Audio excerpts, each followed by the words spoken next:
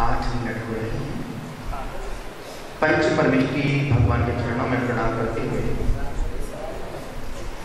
मैं मां जिनवाणी का स्मरण करता हूँ, जिनके आशीष अनुकंपा से हम साधक साधना को तय कर रहे, मार्ग में आगे बढ़ रहे, उन पावन श्रद्धेय गुरुवर के चरणों में हम साधकों का कोटिशः प्रणाम, आपकी संत आस्था प्रभु भक्ति को प्रणाम करता हूँ। मेरे आशीष स्वीकार करें, दोनों हाथों को जोड़ें, कमर को सीधा करें, करें प्रभु का सुमरण यानी कि मंगलाचरण। ओम नमः सिद्धेभ्यः, ओम नमः सिद्धेभ्यः, ओम नमः सिद्धेभ्यः।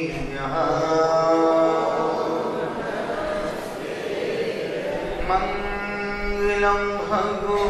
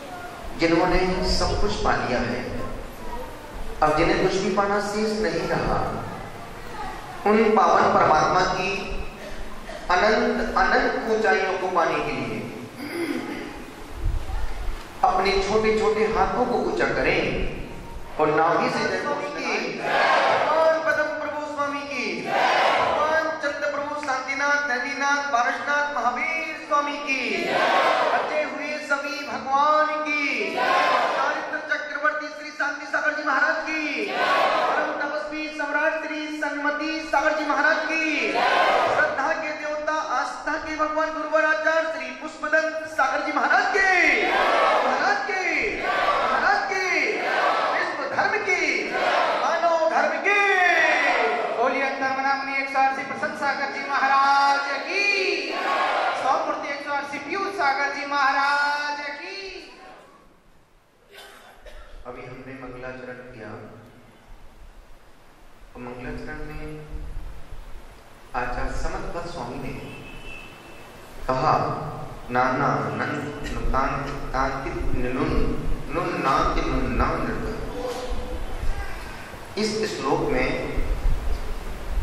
62 अक्षर हैं जिसमें सिर्फ नाम पट्टा शब्द को ही यूज किया गया है। और आचार्य ने बहुत गहरी बात कह दी। उन्होंने कहा, हे परमात्मा, आप अनंत गुणों की खान है। गुणों की खान कौन है? परमात्मा। फिर कहा, नोति नैन नितांत तानित नुते नेतोन नाम तथा।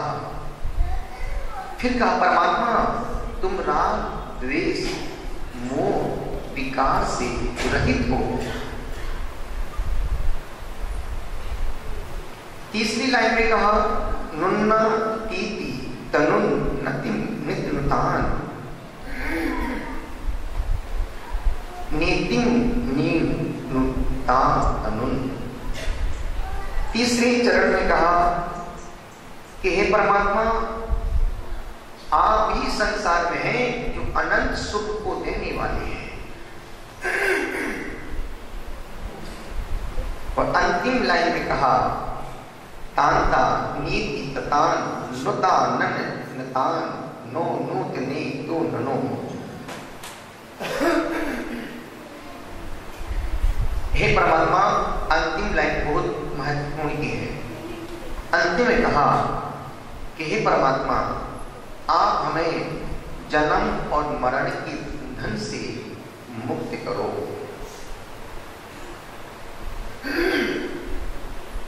तुम अनंत गुणों की खान हो, राग द्वेष से रहित हो, जन्म मरण के बंधन से मुक्त करने वाले हो, और आप ही हमें अनंत सुख देने वाले हो। बचपन में मां अच्छी लगती है, बचपन में मां अच्छी लगती है, जवानी में पत्नी अच्छी लगती है, बचपन में मां अच्छी लगती है, जवानी में पत्नी, बुढ़ापे में पोता, और मौत के समय इसने कहा भगवान। सिर्फ भगवान मौत के समय अच्छा ना लगे, भगवान तो हर क्षण हर पल अच्छा लगना चाहिए। पहले बच्चा मां बुलाता था, अब मां ने अब मोबाइल मंगाता है। एक बच्चे ने जन्म लिया, जन्म लेता बच्चा, नरेश बाबू, जन्म लेता बच्चा मां से कहता है, मां मेरा मोबाइल कहाँ है? जन्म लेता बच्चा मां से कहता है कि मां मेरा मोबाइल कहाँ है? मां ने कहा, बेवकूफ, अभी तुझको जन्म लिया 1 घंटा भी नहीं हुआ, तुमको अपना मोबाइल मांग लिया है। ये आज की नई जनरेशन है, पहले की जनरेशन को मतलब नहीं था, आज की नई जनरेशन की बात कर रहा हूं। तो मां ने कहा, बेटा अभी तुझे जन्म लिया 1 घंटा हुआ, तू मोबाइल मांग रहा? हाँ, मुझे मोबाइल दो, मेरा मोबाइल कहाँ है? तुझे मोबाइल का क्या काम? नहीं, मुझे कॉल करना है। तू किसको कॉल करेगा? मुझे परमात्मा को कॉल करके धन्यवाद देना है कि मैं अच्छे से नीचे रिसीव हो गया हूं।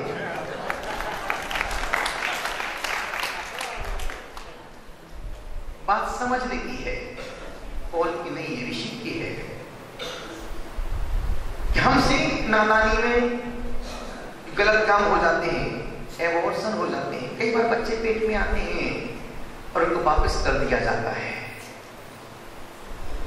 मैं जानता हूं, मैं किसी गांव में गया था, साधु प्रतिक्रमण कराया।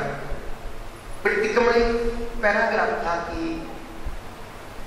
एक बच्चे का एबॉर्शन कराना, एक बच्चे की हत्या कराना, यानी कि प्रधानमंत्री को मारने का पाप लगता है। एक बार एबॉर्शन कराने का मतलब है कि एक राष्ट्रपति को मारने का पाप अपने माथे चढ़ाना। एक बार एबॉर्शन कराने का मतलब है कि तुमने किसी गणनी आर्यका माता की हत्या करवाने का पाप माथे चढ़ा दिया। एक बार एबॉर्शन कराने का मतलब है कि तुमने किसी महासतियों की हत्या का पाप अपने, हो सकता वो जीव कोई महापुरुष बन जाता, हो सकता वो जीव देश का प्रथम नागरिक बन जाता, हो सकता वह जीव देश की समाज की प्रथम मुख गणनीयारिका बन जाती, साध्वी बन जाती, संपूर्ण देश का समाज का कल्याण अपने बचनों के माध्यम से, अपने आचरण के माध्यम से कर देती। तो वो महिला आई, बोली महाराज जी मुझे माफ कर दो। हमने कहा क्या हुआ? महाराज जी हमने 7 बार एबॉर्शन करवाया, 7 बार।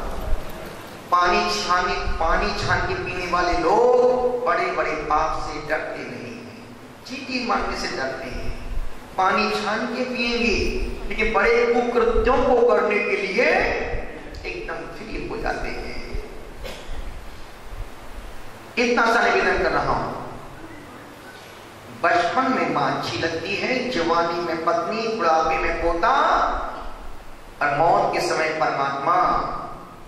परमात्मा मौत के समय अच्छा ना लगे, परमात्मा तो हर क्षण हर पल।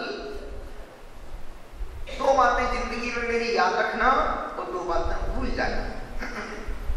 2 बातें याद रखना, 2 बातें भूल जाना। पहली बात,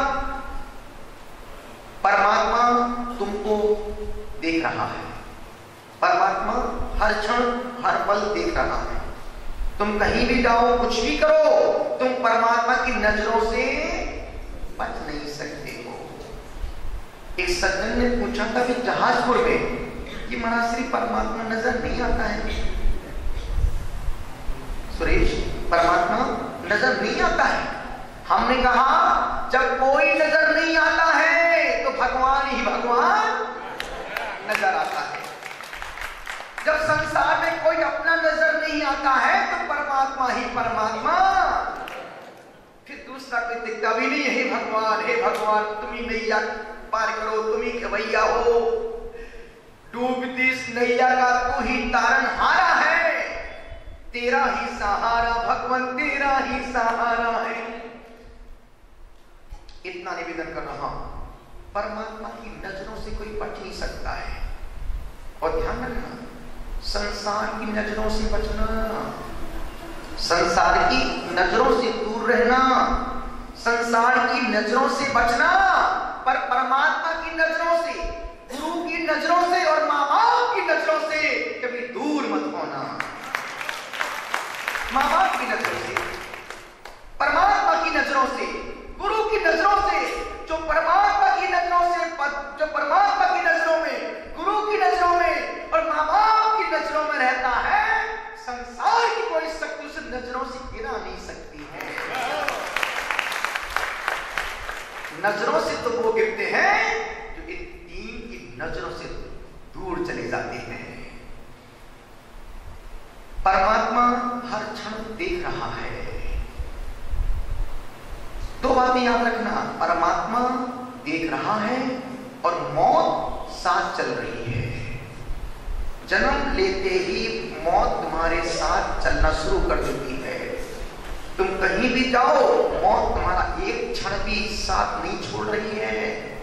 उसे 1 मिनट का मौका मिलता है, तुरंत पीछे से गला पकड़ लेती है। मौत और परमात्मा हर क्षण हर पल साथ चल रही है। इसलिए 24 घंटे में तुम 23 घंटे 30 मिनट कहीं भी रहो, आधे घंटे परमात्मा की नजरों में बैठ जाया करो। आधे घंटे परमात्मा की नजरों में बैठ जाया करो। और जो परमात्मा के लिए आधा घंटा निकालते हैं, परमात्मा उनको 23.5 घंटा उनकी रक्षा करता है। और आधे घंटे परमात्मा को देखने का मतलब है कि अपनी डिस्चार्ज बैटरी को चार्ज करना। मोबाइल चार्ज करने के लिए आप पावर हाउस पर अपना उसका चार्जर निकालते हो, प्लग में लगाते हो, छोटी सी पिन को नीचे से घुसा देते हो और आधे घंटे रख के छोड़ देते हो और देखते आधे घंटे बाद पूरी 5 डंडी बैटरी फुल अपने निकाल लो उसको बाहर। जरा सी देर में तुम्हारा मोबाइल चार्ज हो जाता है तो 24 घंटे काम करता है। साधारण सा मोबाइल चार्ज होने के बाद 24 घंटे काम करता है। तो इस शरीर भी तो एक मोबाइल है। शरीर रूपी मोबाइल को, आत्मा रूपी सिम कार्ड को चार्ज करने के लिए परमात्मा के पावर हाउस में जाओ, अपनी नजरों को उनके चरणों से लगाओ और अपनी बैटरी को फुल चार्ज कर लो। इस सत्संग क्या है? इस चार्ज बैटरी को चार्ज करने का जरिया है। सत्संग क्या है? अभी बेटी कह रही थी, बच्ची कह रही थी, हमारा से मन अस्वस्थ हो गया है, मन बीमार हो गया है। और संसार का सब बीमार है। जितने लोग बैठे सब बीमार बैठे हैं, एक भी स्वस्थ नहीं बैठा है, सबका मन बीमार है। कोई तन से बीमार है, कोई मन से बीमार है, कोई किसने कहा धन से बीमार है। हमारे पास आ जाओ, धन से बीमार हो तो यहां पर आओ, धन हो जाओगे, लेकिन वो धन तुम्हें स्वस्थ लाभ नहीं दे पाएगा। आज तक कोई व्यक्ति धन से स्वस्थ हुआ है क्या? आज तक कोई व्यक्ति धन से स्वस्थ हुआ है क्या? आज तक तो नहीं हुआ। अंबानी जैसे लोग नींद की रात में गोली खा के सो रहे हैं, जिनके पास अरबों खरबों की संपत्ति पड़ी है। अच्छा एक प्रश्न पूछूं आपसे, बोलो हाँ, बोलो ना हाँ। पीछे वाले क्या सब मौन लेके बैठे हैं? एक प्रश्न पूछूं, गंगापुर वालों एक प्रश्न पूछूं? अच्छा,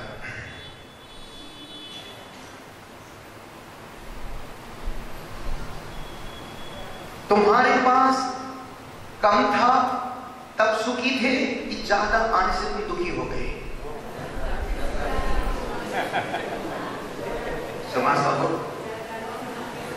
कम था तो सुखी थे कि ज्यादा होने से तुम दुखी परेशान हो गए? और फिर भी तुम पीछे पड़े हो ज्यादा कमाने के लिए। कम था, एक ही दुख था कि मेरे पास कम है। कविता कम था तो एक ही दुख था कि मेरे पास कम है। ज्यादा होने से संबंधों में भी दूरियां बढ़ गई। वो तो मिलते ही नहीं, बोलते ही नहीं, फोन ही नहीं उठाते, उनके पास तो खूब पैसा। और ध्यान रखना, मौन पूर्वक 100 ग्राम आगे खिसक जाओ। मौन पूर्वक 100 ग्राम आगे खिसक जाओ। मौन पूर्वक बिना उठे आगे खिसक जाओ। ओके, धन्यवाद।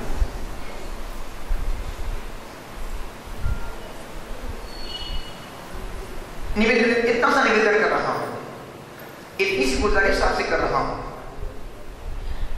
आपसे कह रहा हूं, आपके लिए कह रहा हूं। जब पहले कम था तो हम ज्यादा सुखी थे। हमारे बाप कल भी कहा था, हमारे बाप दादों के पास, पुरखों के पास, बाप दादों के पास इतना धन दौलत नहीं था, लेकिन उनके पास सुकून बहुत था, शांति बहुत थी। इतनी बीमारियां नहीं थी उनके पास, पैसा नहीं होने के बाद भी।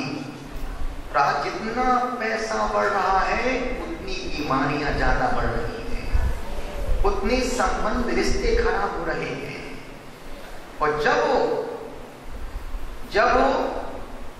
जब रिश्ते कमजोर होने लगे, बात बात में गुस्सा आने लगे, अपने तुमसे मुख मोड़ने लगे और धर्म ध्यान के लिए समय कम मिले तो मान के चलना कि तुम्हारे घर में पैसा बढ़ रहा है। घर में जब पैसा बढ़ता है आदमी को समय नहीं मिलता है। इतना सा निवेदन कर रहा हूं, पैसा कुछ हो सकता है, मैं पैसे का विरोध नहीं करूं कि पैसा बिल्कुल नहीं होना चाहिए, पैसा होना चाहिए। पैसा कुछ हो सकता है, पैसा कुछ हो सकता है, पैसा बहुत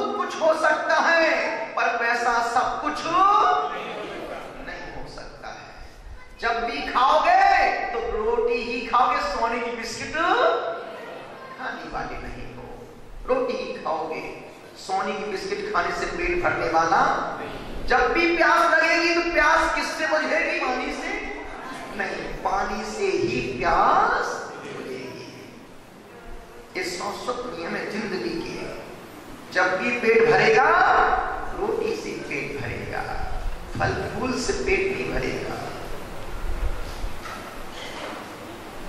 पिज्जा से पेट नहीं भरेगा, इडली से पेट नहीं भरेगा।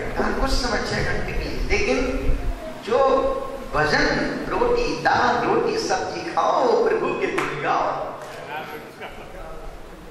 यही कारण कि हमारे आज की जो पुराने लोग हैं, उनके शरीर में आज की ताकत है।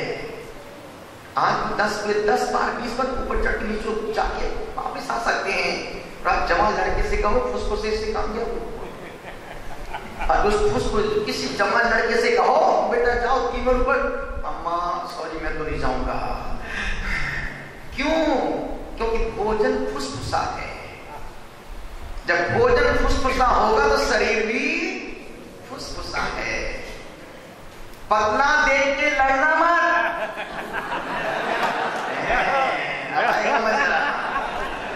पतला देख के लड़ना मत और मोटा देख के लड़ना मत। शरीर फुसफुसा, दम भी शरीर में जरा सही है, वो 3 कोल्टियां खा जाएगा।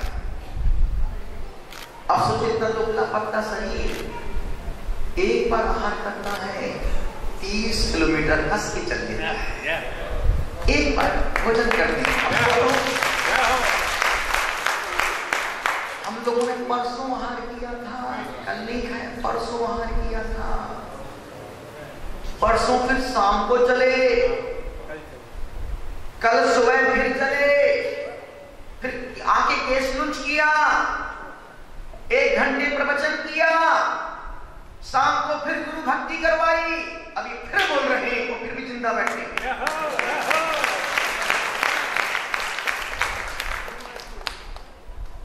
परसों आहार किया था 10 बजे, और अभी कितना बज रहा है बीना भाई? अभी कितना बज रहा है? अभी 9:30 बज रहे हैं। कितने घंटे हो गए परसों से अभी तक? 50 घंटे हो रहे हैं। सोचो तुम्हें एक बार चाय नहीं मिलती है, तुम्हारे सिर में दर्द हो जाता है। तुम्हें एक बार चाय नहीं मिलती है तो सिर में दर्द हो जाता है, और एक बार भगवान का दर्शन ना मिले तो कोई दर्द नहीं होता है। एक बार यदि समय ना हो तो कोई पेट में गैस की मत दर्द नहीं होता। क्यों? समय तो बाद में कर लेंगे, लेकिन चाय नहीं मिलेगी तो माथे पे गर्मी चढ़ जाएगी, अरे मेरा माथा फट गया है, क्यों? चाय नहीं मिली आज। कभी आज तक किसी ने कहा कि आज दर्शन नहीं मिले, मेरा पेट दुख रहा है, आज हमने सामायिक नहीं किया, आज मुझे गैस बन रही है? कोई नहीं बोलते, सब फोकट की बातें हैं। बात तो ये दमदार है कि अभी हमें परमात्मा से लगाव नहीं हुआ है। एक साधारण सा लड़का लड़की, बाबू एक साधारण सा लड़का लड़की का मिस कॉल लिया तो लड़की को रात भर नींद नहीं आती है, और एक मैसेज है आई मिस यू, खर्राटे मार के सो रही है। साधारण से प्रेम में एक लड़का लड़की को याद करता नहीं है। यदि लड़की लड़के को याद कर ले तो उसका पूरा दिन करंट में हो जाता है, और कोई मैसेज नहीं आए, कोई मैसेज नहीं, कोई व्हाट्सएप नहीं, कोई मिस कॉल नहीं, पूरे दिन भर अंदर मिस कॉल आती है। अमेरिका ने मोबाइल दिया, अमेरिका ने मोबाइल दिया, जापान ने सिम कार्ड दिया, और भारतीय लोगों की लड़कियों ने मिस कॉल दिया। भारतीय नारी ने मिस कॉल दिया। मिस कॉल, मैं मिस कॉल मांगूंगी, तुम कॉल कर लेना। इतना सा निवेदन कर रहा हूँ, गुजारिश आपसे कर रहा हूँ, आपसे कह रहा हूँ कि अभी हमें परमात्मा से ना लगाव हुआ है और ना लगन है। हम सिर्फ आने के लिए आते हैं, बैठने के लिए बैठते हैं, सुनने के लिए सुनते हैं, लेकिन परिवर्तन जिंदगी में कुछ नहीं आ रहा है। हमारी स्थिति तो ऐसी है जैसे एक शिल्पकार ने 3 मूर्तियां बनाई। एक शिल्पकार ने 3 मूर्तियां बनाई,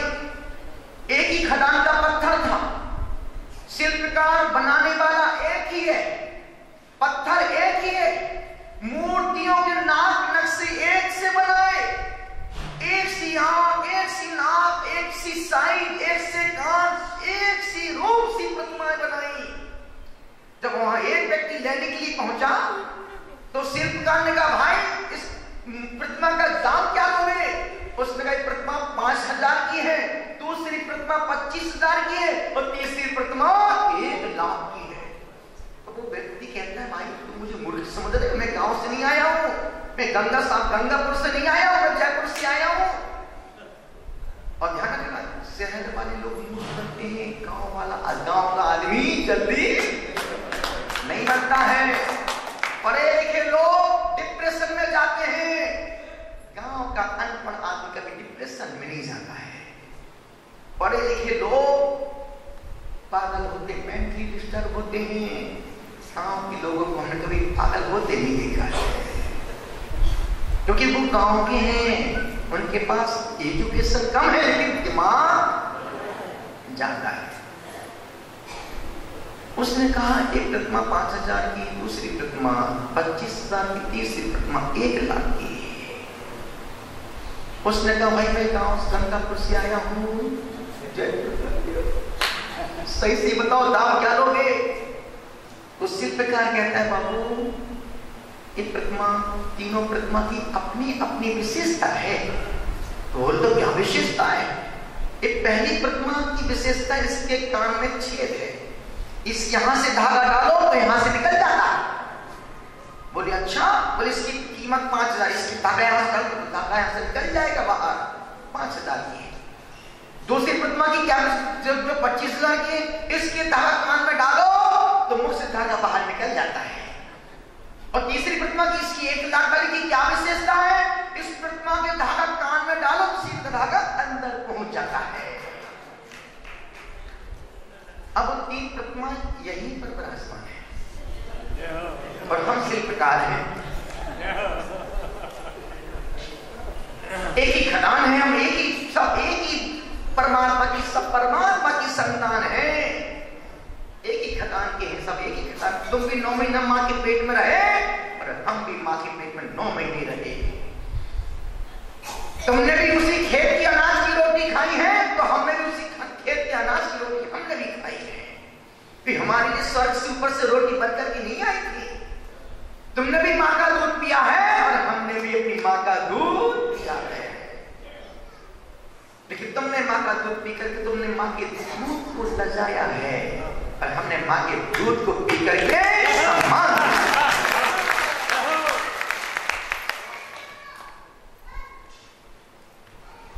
उस प्रतिमा की विशेषता थी कि धागा कान से डालो वो धागा अंदर उतर जाता था। हम भी 3 प्रतिमाएं हैं, गुरुओं की प्रवचन को सुनते तो हैं, यहां से सुना यहां से निकाल दिया।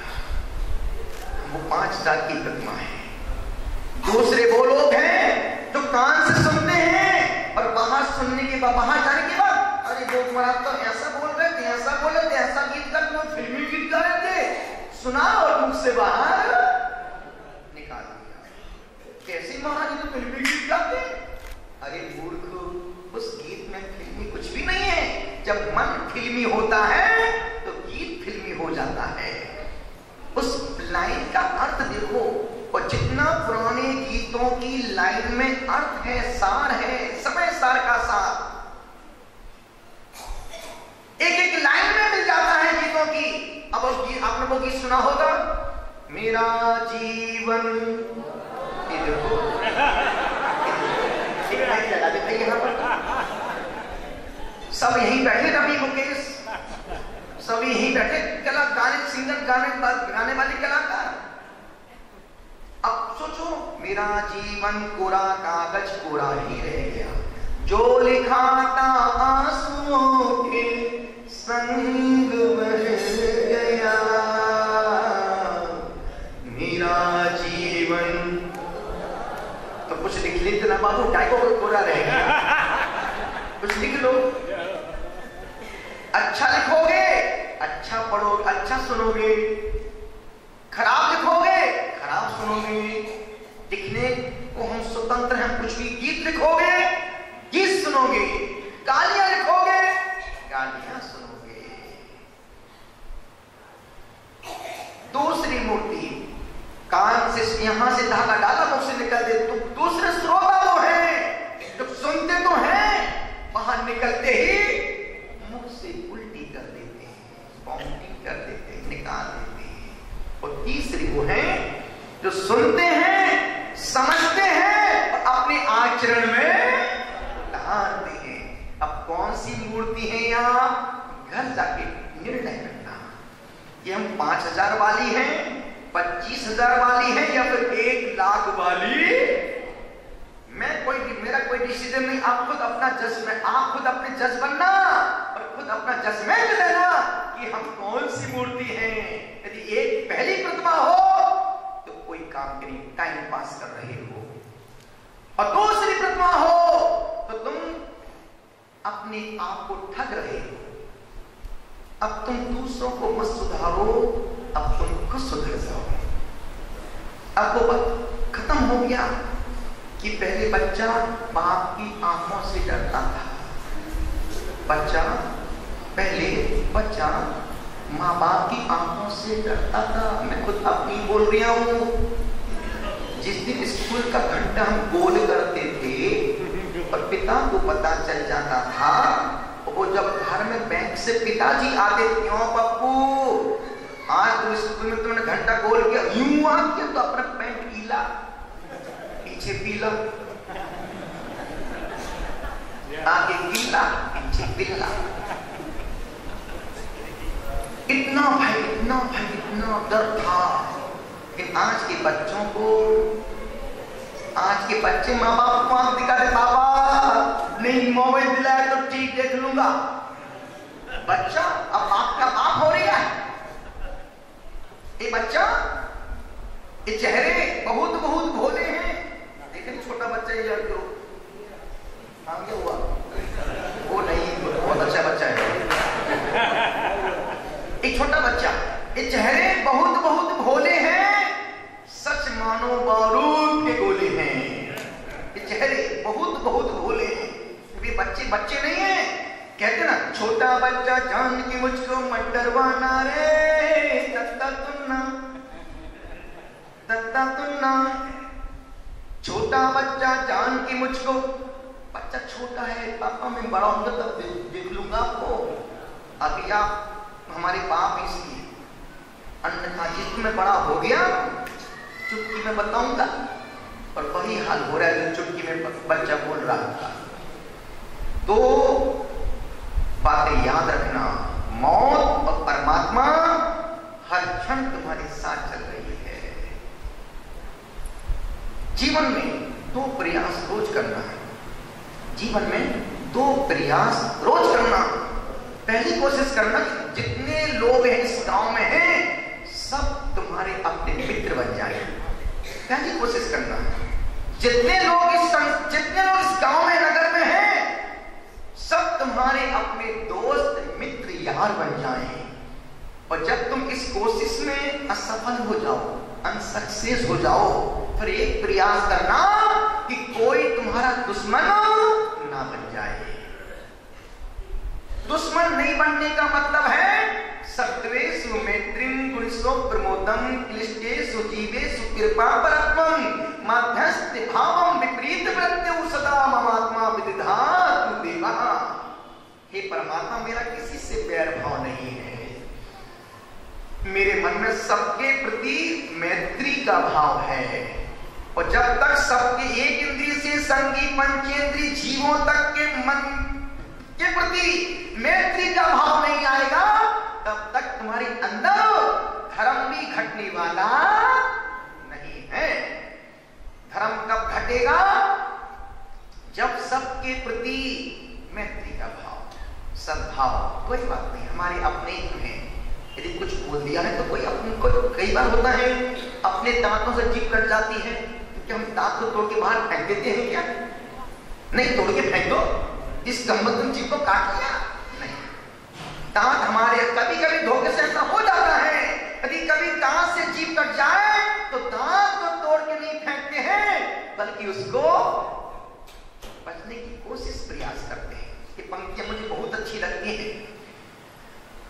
मीत बन कर मेरे द्वार पर आइए, स्वागतम स्वागतम स्वागतम आइए मित्र तुम्हारे लिए द्वार हर पल खुला,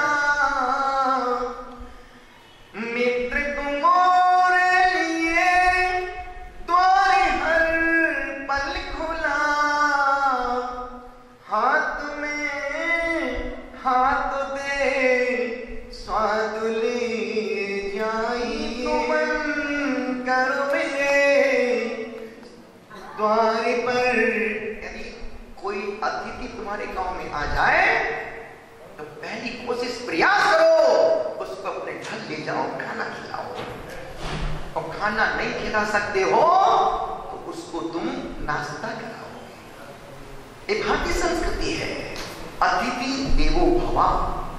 और नाश्ता नहीं करवा सकते हो तो उसको कम से कम पहली चाय को पानी पिलाओ, दूध पिलाओ। इस गंगापुर में पशुधन बहुत है। और जब मैं मंदिर दर्शन के लिए जा रहा था तो देखा कि गाय, अच्छी गाय घर के द्वार पर खड़ी माता मार के रोटी मांगे, मुझे रोटी दो, मुझे भूख लगी, खाना, रोटी दो। और जो गाय जिस घर पर गाय माथा मार के रोटी मांगती है उस घर में कभी वास्तु दोष हो ही नहीं सकता। गाय जिसके शरीर में 33 करोड़ देवी देवताओं का वास है, ऐसी सनातन परंपरा कहती है।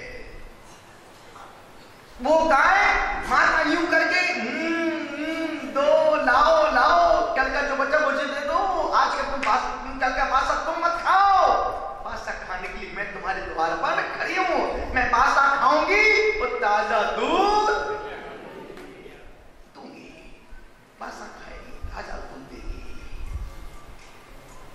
पहले घरों में, अब देखो ना, आज भी गांव में उतने वास्तु दोष नहीं है जितने वास्तु दोष बड़े बड़े शहरों सिटियों में। क्यों? क्योंकि आज भी गांव और शहर में इतना ही अंतर है। गांव और शहर में इतना ही अंतर है। पहले गांव में कुत्ते गलियों में घूमते थे, गाय घर में बंधी होती थी। गांव में कुत्ते गलियों में घूमते थे और गाय घर में बंद होती थी। शहर में अब गाय गलियों में घूम रही है, कुत्ते। एक गांव शहर में अंतर है, गलत बोल दिया।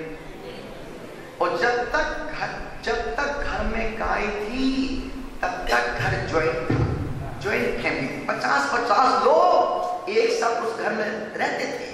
क्योंकि घर गाय ने सबको बांध के रखा, को बस प्रीति। किरण तुम आचार्य लिखते हैं, प्रेम कैसा हो? गाय के बछड़े जैसा हो। तो जब तक घर में गाय थी तब तक कोई वास्तु दोष नहीं थे और पूरा घर एकजुट होकर के एक जाजम पर खाना खाता था, एक थाली में खाते थे, एक दरी पर सो जाते थे। क्यों? घर में मां गाय विराजमान है। और जब से घर में कुत्ता घुसा है, घर के संबंध कुत्ते जैसे हो गए। अब बेटा बाप को देख के भौंक रहा है, सासू बहू को देख के गुर कर रही है, बेटी मां को देख के भू कर रही है। अब वो संबंध नहीं रहे। क्यों? घर में कुत्ता अपनी जाति भाई के प्रति वफादार नहीं है, वो मनुष्य के प्रति वफादार। जब भी अपनी जाति भाई को देखता है तो भौंकना शुरू कर देता है। अब माँ बाप के रिश्ते, भाई बहन के रिश्ते और सास बहू के रिश्ते, ननद भाभी के रिश्ते, कितनी दूरियां बढ़ गई हैं।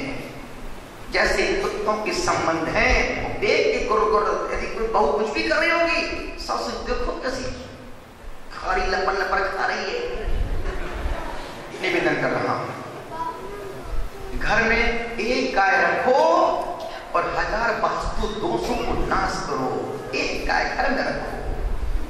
घर के विकृतियों को, इसलिए यही कारण है कि पहले घर में कितनी बीमारियां हैं। क्योंकि घर में जब गाय होती थी तो गाय का दूध भी निकलता था, गाय का गोबर भी आता था, तो उसके मूत्र से, गोबर से अनेक अनेक विकृतियां, बीमारियां दूर हो जाती थी।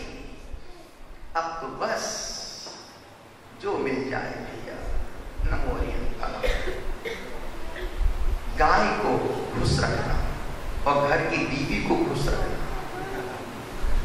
घर की बीवी को खुश रखना यानी 33 करोड़ देवी देवताओं को खुश रखने जैसा है। एक बीवी को खुश रखना यानी 33 करोड़ देवी देवताओं को। और जिस घर की देवी प्रसन्न है, देवी प्रसन्नम तद्भूमि दानम, जिस घर की देवी प्रसन्न है उस घर में लक्ष्मी है, शांति है, सुख है और आरोग्यता है। मन की बीमारियां यहीं से निकलती हैं। यदि घर की देवी प्रसन्न है तो रोता हुआ आदमी घर में घुसेगा, अरे आज तो पति बहुत खुश है, देख के मन प्रसन्न। जहां उस घर में घुसा उसका मुंह फूला था जैसे कचौड़ा फूला हो। अच्छा खासा आदमी भी माता, अरे यार घर देर से आता तो बहुत अच्छा रहता।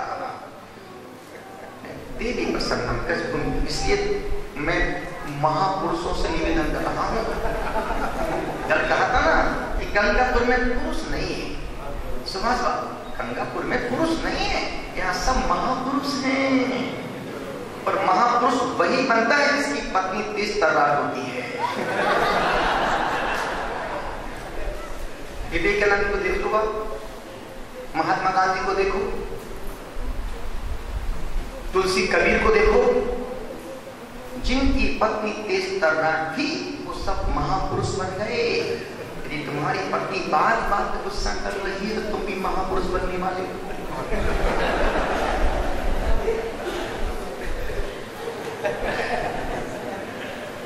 और ये बहुत अच्छी बात, यदि तुम्हारा पति बहुत बात बात में क्रोध करता है, गुस्सा करता है, तो समझदार पत्नी को अंदर जाकर एक ठंडा पानी लेकर के उसके सामने खड़े हो जाना चाहिए। यदि तुम्हारा पति बात बात में गुस्सा करता, चिल्लाता, चिड़चिड़ करता है, चिड़चिड़ करता है, समझदार पत्नी को अंदर जाओ, ठंडा पानी गिलास में लेके आओ, स्वामी एक पानी पी लो। भली वो पिए ना पिए, लेकिन तुम मुस्कुरा के पानी उसके लेके सामने खड़ी हो जाओ। और यदि तुम्हारी पत्नी क्रोध में ज्वालामानी बन रही है तो समझदार पुरुष को अंदर जाकर 2 अगरबत्ती लेके आओ, चला के पद्मावती माता दर्शन की पहले है। जैसी वो मुस्कुराए तुरंत बोल दो आई लव यू, क्योंकि क्रोध तात्कालिक पागलपन है, एक क्षण के आवेग में आता है और 23 घंटे खराब करके चला जाता है। जो ऊर्जा बनी है वो तो क्रोध में निकल रही, जो क्रोध में निकल रही है उसको तुम प्रेम में, प्यार में तब्दील कन्वर्ट कर दो। इतना ही निवेदन कर रहा हूं। 2 बातें याद रखना, मौत और परमात्मा हर क्षण हर पल तुम्हारे साथ हैं, तुम बच नहीं सकते हो। और 2 बातें भूल जाना, 2 बातें भूल जाना, 2 बातें भूल जाना। पहली बात भूलने वाली, यदि तुमने किसी पर उपकार किया है तो तुम उपकार करके भूल जाओ। यदि तुमने वो बात अधूरी छोड़ दी, अतिथि गांव में आ जाए तो उसको खाना खिलाओ, खाना नहीं खिला सकते उसको नाश्ता कराओ, नाश्ता नहीं करा सकते उसको दूध पिलाओ, दूध से बात गाय पर आ गई और गाय से बात वापस फिर दूध पर आ गई, दूध पिलाओ, दूध भी नहीं पिला सकते तो उसको सिकंजी पिलाओ, गाय को पानी पिलाओ, सिकंजी पिलाओ। वो सिकंजी भी नहीं पिला सकते हो तो उसको डाब का पानी पिलाओ, और वो भी नहीं पिला सकते हो तो कोई बात नहीं, अब उसको ठंडा पानी पिलाओ। और वो भी नहीं पिला सकते हो तो उसको मेहमान उस अतिथि को छांव में बैठा लो, वो छांव में नहीं बैठा सकते हो तो प्लीज उसको देख के मुस्कुराओ कि भाई तुम कब आए, मुस्कुराओ। और वो भी नहीं कर सकते हो तो चिल्लू भर पानी में ठंडा पानी तो पिला ही दो।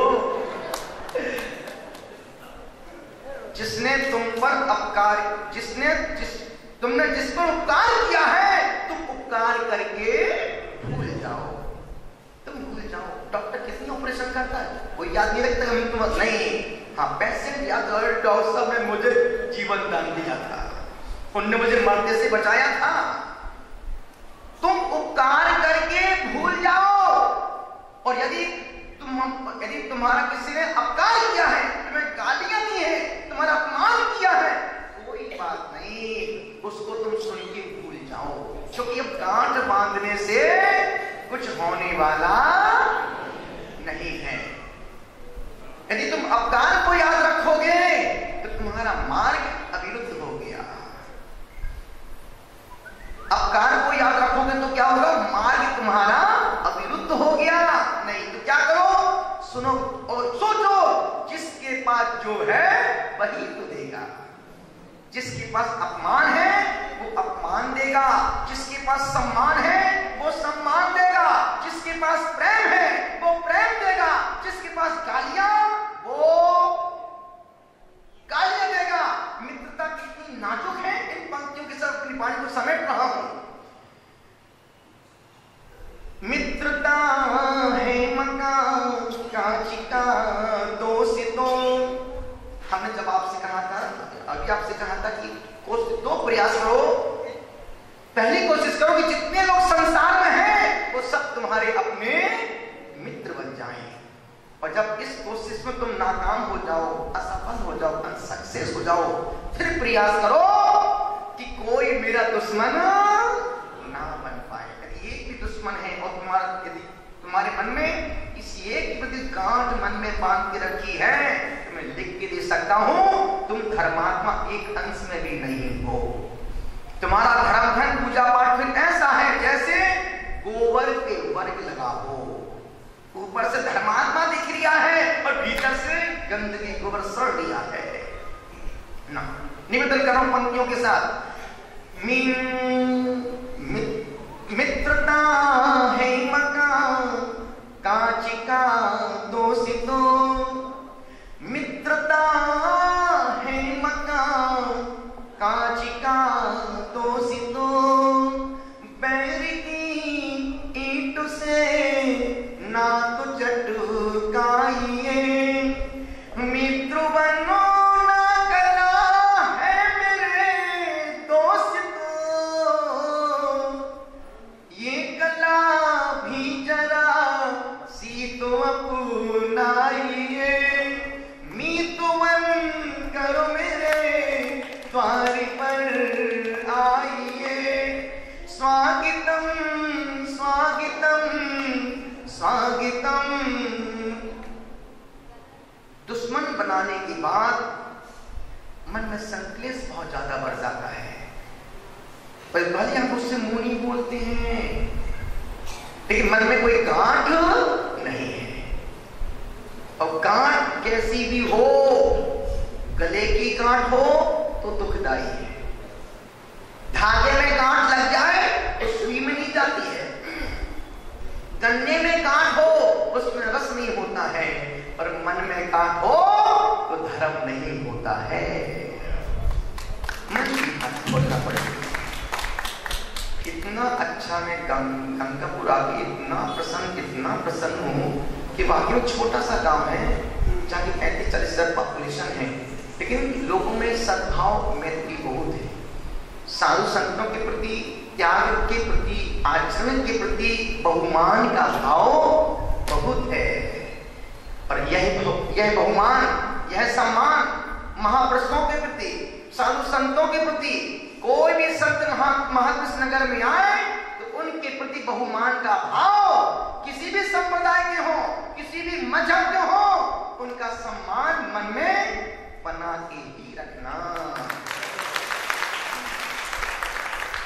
हमारा क्या बिगड़ता है? कुछ यदि आपके नगर में आए तो कुछ ना कुछ देने के लिए या आपसे कुछ मांगने के लिए नहीं है। अब सोचो, अभी हमने पिछले दिनों 1 जुलाई से लेकर के 11 जनवरी के बीच में हमने 192 दिन में वहां मुश्किल से 33 दिन भोजन किया। 192 डेज में 33 डेज भोजन किया, बाकी दिन उपवास, पानी भी नहीं पिया। इस दिगंबर जैन संप्रदाय में उपवास में पानी का घूंट भी नहीं पीते हैं। अब सोचो, परसों रिपीट कर रहा हूं, परसों कहा लिया था पानी का घूंट नहीं पीना, सांप इतना चलने की, इतनी गर्मी के बावजूद भी नहीं। जो भी दे दे मालिक तू कर ले कबूल, कभी कभी कांटों में फूल, कभी कभी कांटों में। एक महावीर का मार्ग सुविधा का मार्ग नहीं, साधना का मार्ग है। और हम सौभाग्यशाली हैं कि महावीर स्वामी के बाद जो साधना की है, वो साधना हमको करने का गौरव प्राप्त हुआ। अब सोचो, उस साधना में हमने आदि मौन, किसी से लिख के बात नहीं की, 192 दिन किसी से लिख के बात नहीं की, किसी से आंखों से इशारा नहीं किया। क्यों? साधना। किसी से पैर नहीं दबवाए, कभी तेल नहीं लगवाया, गीले कपड़े माथे पे नहीं रखे। अब 8 उपवास 14 उपवास में गीले गर्मी लगती है, नहीं, गीला कपड़ा माथे पे नहीं रखा, मिट्टी पेट पे नहीं लगाई, मिट्टी पेट पर नहीं लगाई, किसी का सपोर्ट सहारा नहीं लिया। क्यों? जिसके साथ परमात्मा होता है उसे सपोर्ट सहारे की आवश्यकता नहीं पड़ती है। अब सोचो, दिन में 600 पेज ग्रंथ के पढ़ना। 600 पेज कितने होते हैं? 600 के बराबर। 600 पेज रोज पढ़ना। उपवास में एक पेज पलट नहीं पाता, 600 पेज रोज पढ़ता था। 250 माला परमात्मा के नाम की रोज जपता था। पद्मपुरुष भगवान की रोज 100 परिक्रमा लगाना। 1.5-2 घंटे धूप में सामयिक ध्यान जाप करना। रात में 10 से 1:30 बजे के बीच में फिर परमात्मा से साक्षात्कार करना। परमात्मा और आत्मा दोनों को साथ देखना, बाहर निकलने का नहीं। एक छोटे से कमरे में अपने आप को समेट लेना बहुत कठिन काम। बहुत ये सब हो सकता है जब मन सरल होता है तो कठिन काम भी आसान हो जाते हैं, और जब मन कठिन होता है तो सरल काम भी। एक प्रश्न पूछ की बात समाप्त कर रहा हूं। एक प्रश्न पूछ लूं, बोलो हाँ। एक प्रश्न पूछूं, धर्म करना सरल है या कठिन, और क्यों? धर्म करना सरल है या कठिन, और क्यों? कठिन है, सरल है तो वहां क्यों बैठो, वहां छोड़ो, यहां आके बैठो। यदि सरल तो वहां क्यों बैठी? अम्मा वो यहां से आती है, वो साथी माता इधर आके बैठो। और कठिन है तो हम क्या पागल जो 28 साल से बिन कपड़े के घूम रहे देश में? कठिन है तो हम क्या पागल हैं? घर में क्या खाने नहीं मिला था? घर में क्या खाने को नहीं था? नहीं। धर्म ना सरल है ना कठिन है। जब मन कठिन होता है तो एक चाय भी नहीं छूट पाती है, और जब मन सरल होता है तो पूरा घर का घर छूट जाता है। तो मन की सरलता, चित्त की निर्मलता, हृदय की पवित्रता का नाम धर्म है। रिपीट, मन की सरलता, चित्त की निर्मलता, हृदय की पवित्रता का नाम धर्म है। बाकी धर्म है ही नहीं। इस जिंदगी में 2 बातें याद रखना, मौत और परमात्मा। इनको कभी भूलना मत, हर क्षण हर पल याद रखना। और 2 बातें भूल जाना, जिस पर तुमने उपकार किया है, उपकार करके भूल जाओ। और जिसने तुमको गाली अपमान किया है, कोई बात नहीं, जिसके पास जो है वही तो देगा। प्याज खाओगे तो डकार किसकी आएगी? आम की। किसकी आएगी? आम की भी आएगी। संतोषी माता, डकार तो प्याज की ही आएगी। इतना ही कहा है। बचपन में मां अच्छी लगती है,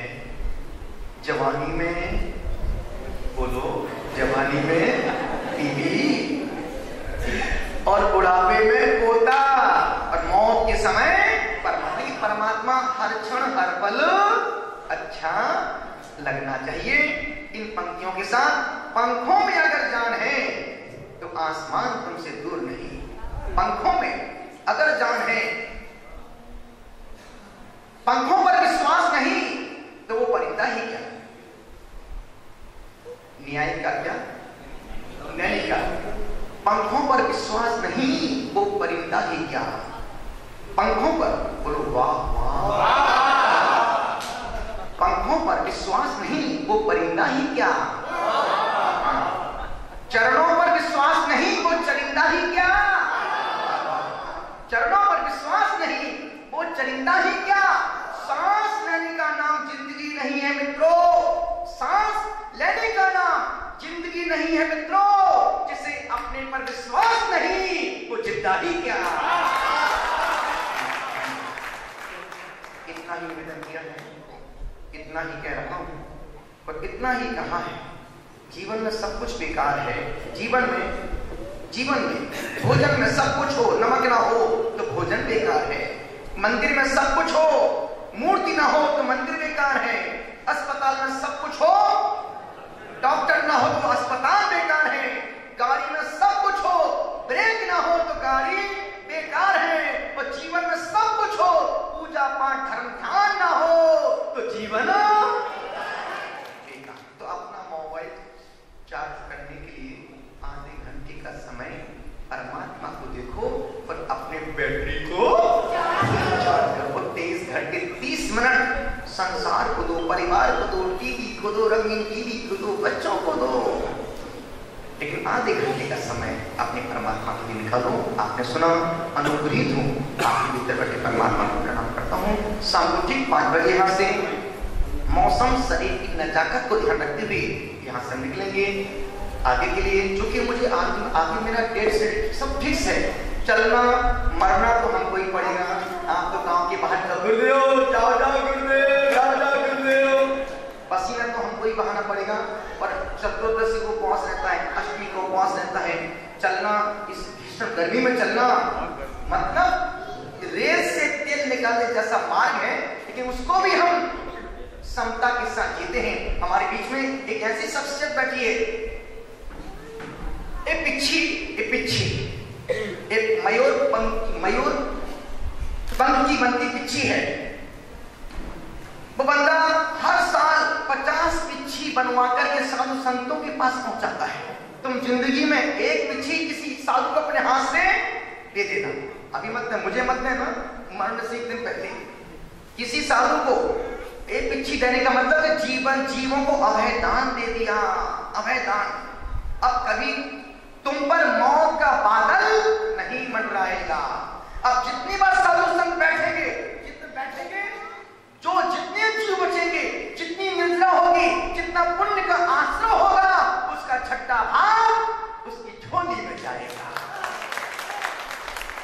सुभाष भाई थोड़ी बात एक बार खड़ी, मन बड़ा तन बड़ा, परिवार बहुत अच्छा है, बहुत समर्पित परिवार है, जो हर साल साधु गुरुओं के हाथों में 50 पिच्छी देने का भाव बनाते हैं।